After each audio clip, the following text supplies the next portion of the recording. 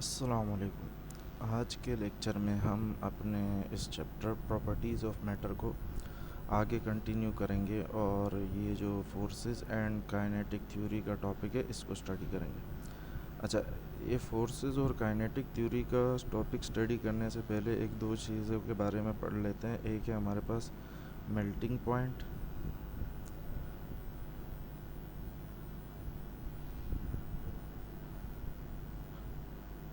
Melting point को आप freezing point भी कह सकते हो।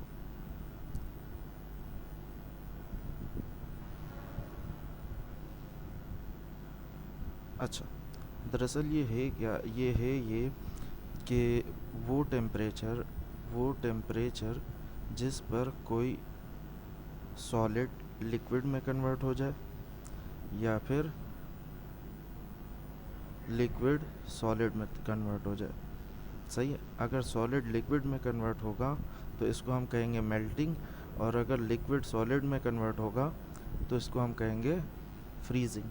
तो इस टाइम पर जब भी जो टेम्परेचर होता है उस टेम्परेचर को हम कहते हैं फ्रीजिंग पॉइंट या मेल्टिंग पॉइंट, दोनों कह सकते हैं। इसके अलावा एक होता है हमारे पास बॉइलिंग पॉइंट।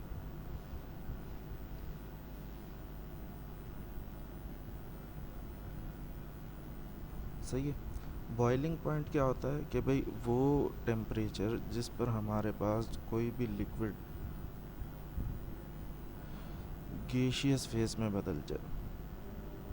क्लियर है, वो टेम्परेचर जिस पर कोई भी लिक्विड गैसियस स्टेट पर बदल जाए वो टेम्परेचर हमारे पास कहलाता है बॉइलिंग पॉइंट। सही है। अच्छा, अब रूम टेम्परेचर पर तकरीबन रूम टेम्परेचर हमारे पास आप लगभग मान लो 27 टू 28 डिग्री सी होता है। 27 टू 28 तकरीबन इतना 30 के करीब मान लो। अब इस टेम्परेचर पर हमारे पास आसपास जो चीज़ें रखी गई हैं उनमें कुछ सॉलिड भी हैं, कुछ लिक्विड भी हैं, कुछ गैसेस भी हैं। क्लियर है, यानी रूम टेम्परेचर आपके कमरे का जो टेम्परेचर होता है, तो नॉर्मल टेम्परेचर पर हमारे पास कुछ चीज़ें सॉलिड में एग्जिस्ट कर रही है, कुछ चीज़ें लिक्विड में एग्जिस्ट कर रही है, कुछ चीज़ें गैसियस फॉर्म में एग्जिस्ट कर रही है हमारी आसपास।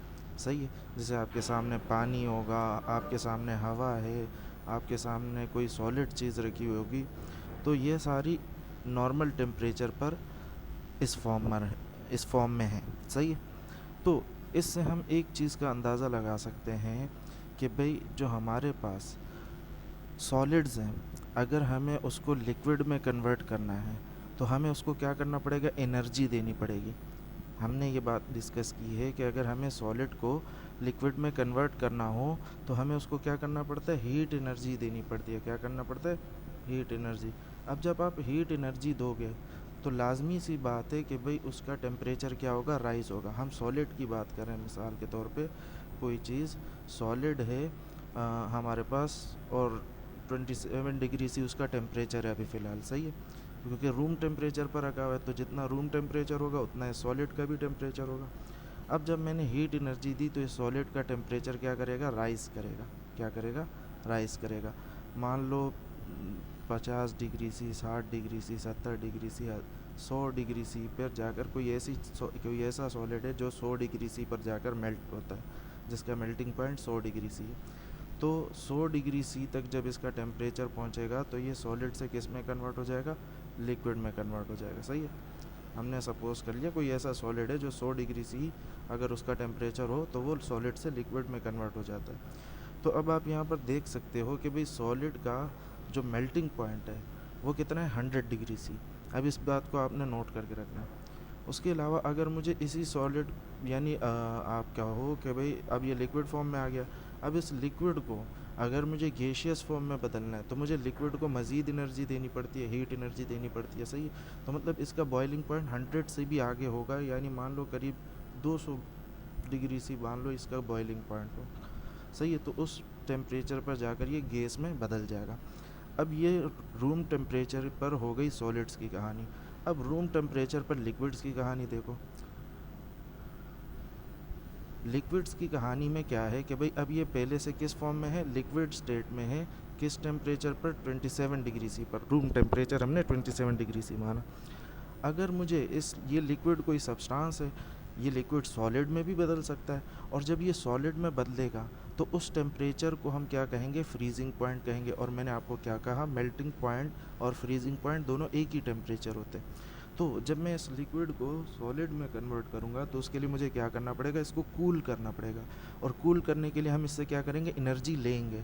जैसे हम जब सॉलिड से लिक्विड में जाते हैं तो एनर्जी देते हैं, हीट एनर्जी देते हैं। लेकिन जब हम लिक्विड को सॉलिड में कन्वर्ट करते हैं, जैसे आप फ्रीज़र में रखते हो, तो फ्रीज़र करता क्या है कि भाई उसमें से जितनी भी हीट एनर्जी होता है उसको खींचता है। तभी आप देखोगे कि भाई आपके जो फ्रिज वगैरह के पीछे जो जाली लगी होती है उस तरफ आप कभी आप हाथ रखो तो अब सब वहाँ से अक्सर गर्म हवा आ रही होती है। तो यही होता है कि भाई उसकी हीट एनर्जी को निकालता है। तो जब हीट एनर्जी निकालेगा उससे तो उसका टेम्परेचर क्या होगा, डाउन होगा। अगर हीट एनर्जी सप्लाई की जाएगी तो टेम्परेचर बढ़ेगा, और हीट एनर्जी निकाली जाएगी तो टेम्परेचर क्या होगा, डाउन होगा। मान लो पीछे आते आते ये 0 डिग्री C पर फ्रीज़ हो गया होगा, मतलब इसका मेल्टिंग पॉइंट या फ्रीजिंग पॉइंट दोनों ही एक ही चीज़ है, ये मैं आपको भी बता चुका हूँ। तो इसका मेल्टिंग पॉइंट या फ्रीजिंग पॉइंट ये क्या होगा, 0 डिग्री C, सही है। और अब अगर मुझे इस लिक्विड को सॉलिड के बजाय उसमें कन्वर्ट करना है, इस मटेरियल को उसमें कन्वर्ट करना है, गैस में कन्वर्ट करना है, तो उसके लिए मुझे इसको हीट देनी पड़ेगी, और उसकी वजह से इसका टेम्परेचर 27 से राइज़ करके मान लो कहीं 70-80 डिग्री C पे चला गया, सही है। तो ये इसका क्या हो जाएगा, बॉइलिंग पॉइंट। अब आप अगर देख सको कि भाई सॉलिड और लिक्विड की जब हमने रूम टेम्परेचर पर कंपैरिजन की तो सॉलिड का मेल्टिंग पॉइंट हमारे पास ज़्यादा आ रहा है। ये आप देख सकते हो कि भाई ये सॉलिड का मेल्टिंग पॉइंट है बनिस्बत लिक्विड के। क्लियर है, कहने का मतलब ये है कि भाई वो सब्सटेंसेस जो कि रूम टेम्परेचर पर सॉलिड होंगे उनका मेल्टिंग पॉइंट और बॉइलिंग पॉइंट हाई होगा, किससे, उन सब्सटेंसेस से जो कि रूम टेम्परेचर पर लिक्विड फॉर्म में होंगे। क्लियर है, यहाँ पर आपको नज़र आ रहा है। तो इसी तरह से अगर सॉलिड का लिक्विड से ज़्यादा है तो लिक्विड का किससे ज़्यादा होगा, गैस से ज़्यादा होगा। तो कहने का मतलब क्या है कि भाई वो सब्सटेंसेस जो कि रूम टेम्परेचर पर गैसियस फॉर्म में हैं तो उनका मेल्टिंग पॉइंट और बॉइलिंग पॉइंट उन सब्सटेंसेस से क्या होगा, कम होगा जो कि रूम टेम्परेचर पर लिक्विड फॉर्म में है या सॉलिड फॉर्म में है। क्लियर है। तो दरअसल ये कहानी अगर आपको समझ आ गई है तो फिर हमें इसको पढ़ना आसान हो जाएगा। दूसरी चीज़ आप ये भी देख लो, चलो हम इसी में देख लेंगे, इसको ज़रा मिटा देते हैं।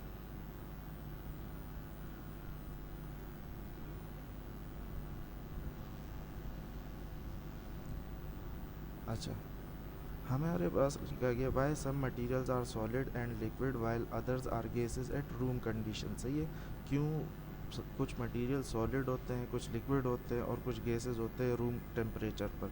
सही है, तो forces between the molecules are responsible for the different state of matter as well as for the physical properties. कहने का मतलब ये है कि भाई हमारे पास जो सॉलिड है, सॉलिड के पार्टिकल्स के दरमियान मैंने आपको क्या कहा था, फोर्स ऑफ अट्रैक्शन होगी। इसी तरह से लिक्विड के पार्टिकल्स के दरमियान भी फोर्स ऑफ अट्रैक्शन होती है। इस तरह से गैसेस के पार्टिकल के दरमियान भी फोर्स ऑफ अट्रैक्शन होती है। सही है, तो इन फोर्स ऑफ अट्रैक्शन के डिफरेंट होने की वजह से हमारे पास मैटर की डिफरेंट स्टेट एग्जिस्ट करती है रूम टेम्परेचर पर। सही है, और इन फोर्सेस की स्ट्रेंथ का डिफरेंट होने की वजह से इनके जो फिज़िकल प्रॉपर्टीज़ होते हैं वो भी चेंज करते हैं। जैसे हमने यहाँ पर देखा कि भाई किसी का मेल्टिंग पॉइंट क्या आ रहा है, किसी का अगर सॉलिड में है तो मेल्टिंग पॉइंट ये, अगर लिक्विड में है तो मेल्टिंग पॉइंट ये। तो फिज़िकल प्रॉपर्टीज़ जो ये चेंज हो रही हैं, ये मेल्टिंग पॉइंट, बॉइलिंग पॉइंट, ये सारी फिज़िकल प्रॉपर्टीज़ होती है। तो वो भी किस वजह से, इस फोर्स ऑफ अट्रैक्शन की स्ट्रेंथ की वजह से, कि भाई सॉलिड में फोर्स ऑफ अट्रैक्शन की स्ट्रेंथ ज़्यादा होती है, लिक्विड में फोर्स ऑफ अट्रैक्शन की स्ट्रेंथ कम होती है, और जो क्या नाम है गैसेस है उसमें फ़ोर्स ऑफ अट्रैक्शन की स्ट्रेंथ सबसे कम होती है, यानी इतनी कम होती है कि हम उसको नेग्लिजिबल कह सकते हैं। सही है। अच्छा, अब यहाँ पर आपको एक चीज़ समझनी पड़ेगी कि भाई अगर फोर्स ऑफ अट्रैक्शन हो रही है यहाँ पर तो कोई चीज़ आपस में एक दूसरे को क्या करेगा, अट्रैक्ट करेगा। जब अट्रैक्ट करेगा, अट्रैक्ट करने के लिए फ़ोर्स लगाएगा, और फोर्स लगाने में हम एनर्जी चाहिए होती है। कहने का मतलब ये है कि भाई बग़ैर एनर्जी के आप किसी चीज़ पर फोर्स नहीं अप्लाई कर सकते।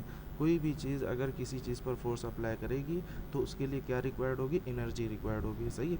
तो कहने का मतलब ये है कि भाई आप ऐसा मान सकते हो कि भाई सॉलिड ने जितनी भी अपनी एनर्जी है वो फोर्स ऑफ अट्रैक्शन में खर्च कर दी है, इसी वजह से सॉलिड के पार्टिकल्स मूव नहीं कर पा रहे हैं, सही है। कहने का मतलब ये है कि भाई अगर हमारे पास एनर्जी होती है तभी हम मूवमेंट कर पाते हैं, सही है। और जब मूवमेंट करते हैं तो उस टाइम पर जो हमारे पास एनर्जी होती है उस एनर्जी को हम कहते हैं काइनेटिक एनर्जी। क्या कहते हैं, काइनेटिक एनर्जी, सही है। तो अब ये पार्टिकल्स मूव नहीं कर रहे हैं बल्कि पार्टिकल्स ने अपनी सारी की सारी एनर्जी किस में इस्तेमाल की हुई है, फोर्स को बनाने में इस्तेमाल की हुई है। तो इस टाइप की एनर्जी को कहा जाता है पोटेंशियल एनर्जी। क्या कहा जाता है, पोटेंशियल, सही है। कि जब पार्टिकल मूव ना कर रहे हों और आपस में अपनी एनर्जी को किसी बाइंडिंग में या स्ट्रेंथ में इस्तेमाल किया गया हो तो उस तरह की एनर्जी पोटेंशियल एनर्जी होती है। ये हम आगे चल के डिस्कस करेंगे डिटेल में। अभी के लिए आपको ये है कि भाई ये कॉन्सेप्ट समझ आ जाए तो इसके लिए हल्का फुल्का सिर्फ इतना याद रखो कि भाई अगर रेस्ट में है तो पोटेंशियल एनर्जी है और मोशन में है कोई चीज़ तो उसके पास काइनेटिक एनर्जी है, सही है। तो अब यहाँ पर पार्टिकल्स क्या है, रेस्ट में है। किस में है, रेस्ट में। तो यहाँ पर रेस्ट में क्यों है, क्योंकि इन्होंने अपनी सारी की सारी एनर्जी फोर्स बनाने में इस्तेमाल की गई है, सही है। अच्छा, उसके बाद क्या होता है कि भाई हमने पढ़ा है कि ये जो लिक्विड के मॉलिक्यूल होते हैं ये थोड़े बहुत मूव करते हैं। तो मतलब लिक्विड के मॉलिक्यूल के पास थोड़ी बहुत काइनेटिक एनर्जी होगी, सॉलिड के मॉलिक्यूल के पास काइनेटिक एनर्जी बिल्कुल नहीं थी। क्यों, क्योंकि सॉलिड के मॉलिक्यूल मूव ही नहीं कर रहे। अभी मैंने आपको बोला कोई चीज़ मूव करेगी तो उसके लिए जो एनर्जी लगती है उसको हम काइनेटिक एनर्जी कहते हैं। अब सॉलिड के पार्टिकल मूव नहीं कर रहे तो उनके पास काइनेटिक एनर्जी किस क्या होगी, ज़ीरो हो जाएगी।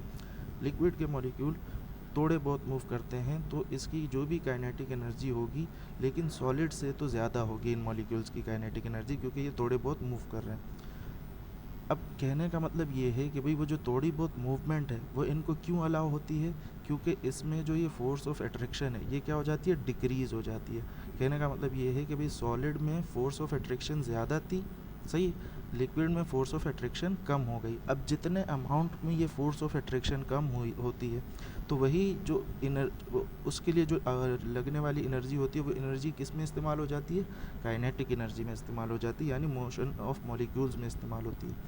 फिर उसके बाद गैसेस में अगर आप देखो वो फोर्स ऑफ अट्रैक्शन बिल्कुल ख़त्म हो जाती है, यानी वो जितनी भी फोर्स ऑफ अट्रैक्शन है वो ख़त्म हो गई। तो मतलब उसमें इस्तेमाल होने वाली तमाम एनर्जी वो किस में कन्वर्ट हो जाती है, काइनेटिक एनर्जी में कन्वर्ट हो जाती है। इसी वजह से गैसेस के जो मॉलिक्यूल है वो बहुत ज़्यादा मूव करते हैं और हाई वेलोसिटी से मूव करते हैं बनिस्बत लिक्विड और सॉलिड के। क्लियर है। तो हमने ये पढ़ा है कि भाई गैसेस के मॉलिक्यूल बहुत ज़्यादा मूव करते हैं, बहुत ज़्यादा मूव करते हैं तो बहुत ज़्यादा काइनेटिक एनर्जी, सही है। लिक्विड के मॉलिक्यूल्स थोड़ा सा कम मूव करते हैं तो उसके पास उससे कम काइनेटिक एनर्जी। सॉलिड के मॉलिक्यूल मूव ही नहीं करते तो मतलब उनके पास काइनेटिक एनर्जी है ही नहीं, सही है। तो ये चीज़ अगर आपको समझ आ गई है तो फिर हम इसको आगे डिस्कस करते हैं कि भाई हमारे पास अगर काइनेटिक मॉलिक्यूलर मॉडल को देखा जाए गैसेस के, तो गैसेस के पास क्या होती है, लार्ज काइनेटिक एनर्जी होती है। क्यों, क्योंकि इनके पास कोई फोर्स ऑफ अट्रैक्शन नहीं होता। As a result molecules of gases can move freely and go farther apart, सही है। ये वही बात बताई जा रही है कि भाई गैसेस के मॉलिक्यूल्स के पास बहुत ज़्यादा काइनेटिक एनर्जी होती है, सही है। क्यों, क्योंकि इनके दरमियान कोई फोर्स ऑफ अट्रैक्शन नहीं होती। क्लियर है। और जिसकी वजह से ये गैसेस के मॉलिक्यूल बहुत ज़्यादा फ्रीली मूव कर पाते हैं और बहुत दूर दूर जा पाते हैं। इसी वजह से गैसेस जो है वो ऑक्यूपाई करते हैं कोई भी अवेलेबल स्पेस, यानी जो भी उनको स्पेस अवेलेबल होगी उसी को ऑक्यूपाई करेंगे। और गैसेस को इजीली कंप्रेस भी किया जा सकता है क्योंकि मॉलिक्यूल के दरमियान स्पेसिंग बहुत होती है। बॉइलिंग और मेल्टिंग पॉइंट गैसेस का क्या होता है, वो लो होता है। क्यों, इसी वजह से। किस वजह से, कि भाई यहाँ पर हमारे पास मॉलिक्यूल्स बहुत दूर दूर हैं। मॉलिक्यूल्स क्या हैं, बहुत दूर दूर है। देखो जब हम किसी चीज़ को हीट एनर्जी देते हैं तो वो हीट एनर्जी दरअसल क्या करता है। अब जैसे मिसाल के तौर पे मैं आपको ये सॉलिड का समझा दूं कि भाई सॉलिड जो है, सॉलिड के दो मॉलिक्यूल्स के दरमियान फोर्स ऑफ अट्रैक्शन है। तो हम जब हीट देते हैं तो वो हीट दरअसल क्या करता है, इस फोर्स ऑफ अट्रैक्शन को तोड़ने का काम करता है। तो जब फोर्स ऑफ अट्रैक्शन टूटेगी तो ये क्या होगा, मॉलिक्यूल्स दूर दूर चले जाएंगे, सही है। और फिर ये किस में कन्वर्ट हो जाता है, लिक्विड में कन्वर्ट हो जाता है। तो इसी वजह से अब जब फोर्स ऑफ अट्रैक्शन ज़्यादा होगी तो मेल्टिंग पॉइंट बॉइलिंग पॉइंट ज़्यादा होगा। फोर्स ऑफ अट्रैक्शन कम होगी तो मेल्टिंग पॉइंट, मतलब कहने का ये है कि भाई दो मॉलिक्यूल के दरमियान अगर फोर्स ऑफ अट्रैक्शन ज़्यादा है तो हमें ज़्यादा हीट एनर्जी देनी पड़ेगी इन दोनों की अट्रैक्शन को तोड़ने के लिए। तो इसी वजह से इनका मेल्टिंग पॉइंट और बॉइलिंग पॉइंट हाई होगा। और अगर किसी दो मॉलिक्यूल्स के दरमियान फोर्स ऑफ अट्रैक्शन कम है तो उनको कम हीट एनर्जी देनी पड़ेगी, तो इस वजह से मेल्टिंग पॉइंट और बॉइलिंग पॉइंट भी उसका क्या होगा, कम होगा, सही है। तो ये रीज़न है हमारे पास। अच्छा, लिक्विड के मॉलिक्यूल की जो काइनेटिक एनर्जी होती है वो गैसेस के कंपैरिजन में क्या होती है, थोड़ी सी कम होती है, सही है। क्यों, क्योंकि यहाँ पर इंटरमोलिकुलर फोर्सेस एक्शन में आ जाते हैं, सही है। जिसकी वजह से मॉलिक्यूल्स ऑफ लिक्विड क्लोज हो जाते हैं एक दूसरे के, लेकिन फिर भी थोड़े बहुत मूव करते हैं। इसी वजह से लिक्विड्स का फिक्स शेप तो नहीं होता, लेकिन वॉल्यूम क्या रहता है, फिक्स रहता है, सही है। कहने का मतलब ये है कि भाई गैसेस को कंप्रेस किया जा सकता है लेकिन लिक्विड को कंप्रेस नहीं किया जा सकता, क्योंकि लिक्विड का वॉल्यूम फिक्स रहता है। कंप्रेस सिर्फ उन्हीं चीज़ों को किया जा सकता है जिनका वॉल्यूम फिक्स ना हो, सही है। अच्छा, उसके बाद आता है हमारे पास जो मेल्टिंग पॉइंट और बॉइलिंग पॉइंट होता है लिक्विड्स का, एज़ कम्पेयर टू गैसेस थोड़ा सा हाई होता है, क्योंकि इनके दरमियान का जो फोर्स ऑफ एट्रैक्शन है वो थोड़ा सा ज़्यादा है। यानी गैसेस के दरमियान फोर्स ऑफ एट्रैक्शन बिल्कुल था ही नहीं, तो मतलब इतनी हीट एनर्जी नहीं देनी पड़ेगी इसके मेल्ट या बॉयल करने के लिए। तो इसका मेल्टिंग पॉइंट बॉइलिंग पॉइंट कम होगा। फिर उसके बाद लिक्विड में थोड़ी सी कम फोर्स, मतलब थोड़ी सी ज़्यादा force of attraction as compare to gases, तो इस वजह से इनका मेल्टिंग पॉइंट और बॉइलिंग पॉइंट थोड़ा सा हाई होगा। और गैस सॉलिड्स में और भी ज़्यादा होता है फोर्स ऑफ एट्रैक्शन, इस वजह से इनका मेल्टिंग पॉइंट और बॉइलिंग पॉइंट और भी ज़्यादा होता है, सही है। अच्छा, the molecules of solid have extremely lowest energies, therefore experience strong attractive forces and can not move freely but only have small vibration about mean position, सही है। कि भाई जो सॉलिड के मॉलिक्यूल होते हैं उनकी एनर्जी क्या होती है, काइनेटिक एनर्जी बहुत कम होती है। इसी वजह से उन पर स्ट्रॉन्ग अट्रैक्टिव फोर्सेस अप्लाई होती हैं, जिसकी वजह से वो फ्रीली तो मूव नहीं कर सकते लेकिन छोटी छोटी वाइब्रेशंस करते हैं अपनी मीन पोजीशन पर, सही है, जो उसकी फ़िक्स पोजीशन होती है, जो कि सॉलिड को एक फ़िक्स शेप प्रोवाइड करता है। यही प्रॉपर्टी सॉलिड को क्या करता है, एक फ़िक्स शेप प्रोवाइड कराता है और फिक्स वॉल्यूम भी प्रोवाइड कराता है, सही है। इसी वजह से density, melting point, boiling point जो सॉलिड का होता है वो क्या होता है, बहुत हाई होता है, सही है। अच्छा, as a result we are able to convert water into ice cream, into ice cream, natural gas into compressed natural gas, CNG etcetera.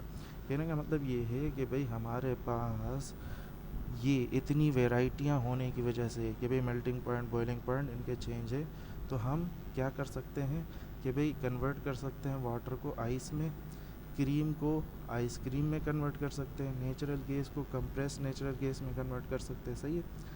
तो किसकी वजह से, इन्हीं फोर्स ऑफ एट्रैक्शन या इन्हीं जो आप कह सकते हो मेल्टिंग पॉइंट और बॉइलिंग पॉइंट्स में वेरिएशन की वजह से, सही है। तो आप देख सकते हो कि भाई हमारे पास नॉर्मल टेम्परेचर पर वाटर आइस में एग्जिस्ट कर पाता है, आइसक्रीम एग्जिस्ट कर पाती है, क्यों, क्योंकि नॉर्मल टेम्परेचर पर तो नहीं होता, लेकिन जब हम उसको फ्रीज़ करते हैं, सही है, फ्रीज़ करते हैं तो वो आइसक्रीम बन जाती है। कहने का मतलब यही है कि भाई हर चीज़ का बॉइलिंग पॉइंट मेल्टिंग पॉइंट अलग है, इसी वजह से हम उनसे काफ़ी चीज़ें इस्तेमाल कर एप्लीकेशंस ले सकते हैं, फ़ायदे ले सकते हैं, सही है। The state of a substance can be change either by heating और बाय कूलिंग इट, सही है। जो स्टेट होती है उसको कैसे चेंज किया जा सकता है, या तो हीट करके या कूल करके।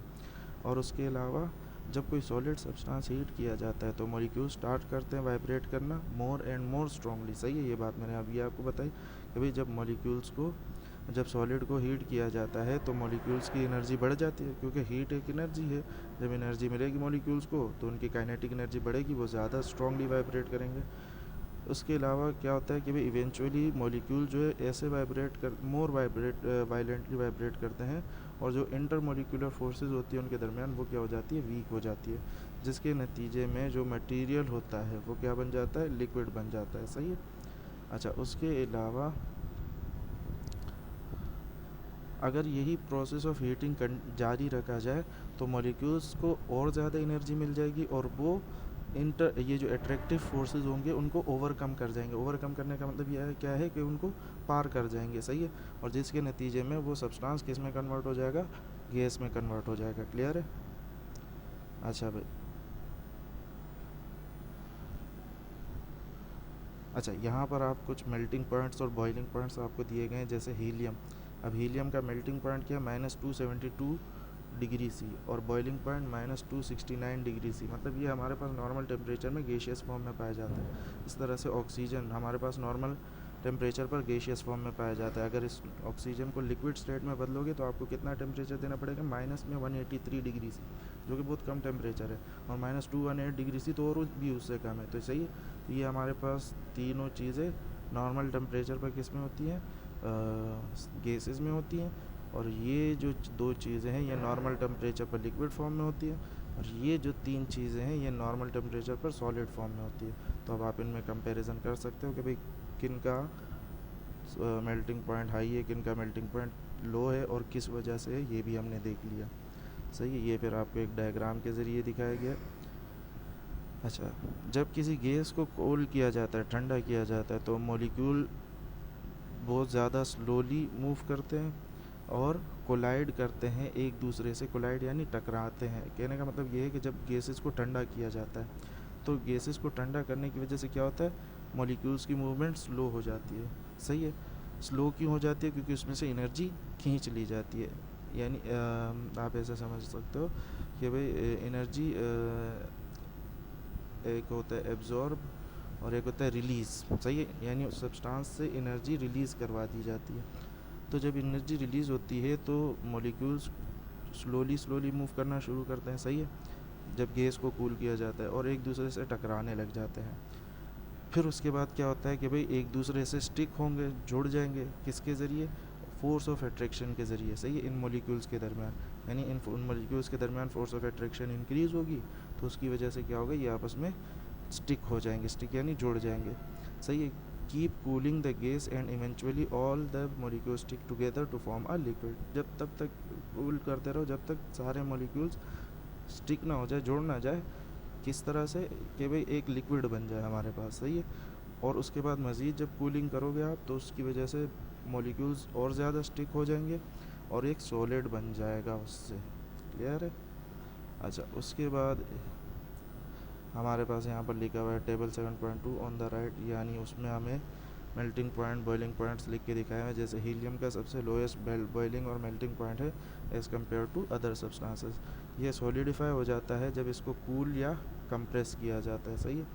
मरकरी जो कूलिंग से भी कम सॉलिडिफाई होगा और कंप्रेशन से भी सॉलिडिफाई होगा। सॉलिडिफाई कंप्रेशन से क्यों होगा, कंप्रेशन की वजह से इस पर प्रेशर अप्लाई होगा, तो प्रेशर के नतीजे में मॉलिक्यूल्स क्या हो जाएंगे, करीब करीब हो जाएंगे। और जब मॉलिक्यूल्स करीब करीब होंगे तो उसकी वजह से क्या होगा, ये फिर गैस थोड़ी रहेगा, ये फिर किस में कन्वर्ट हो जाएगा, लिक्विड या सॉलिड में कन्वर्ट हो जाएगा। Mercury is the only metal that is not solid at room temperature. Mercury जो है हमारे पास वाहिद एक ऐसा मेटल होता है जो कि रूम टेम्परेचर पर सॉलिड नहीं होता। बाकी सारे मेटल जो है वो रूम टेम्परेचर पर क्या होते हैं, सॉलिड होते हैं।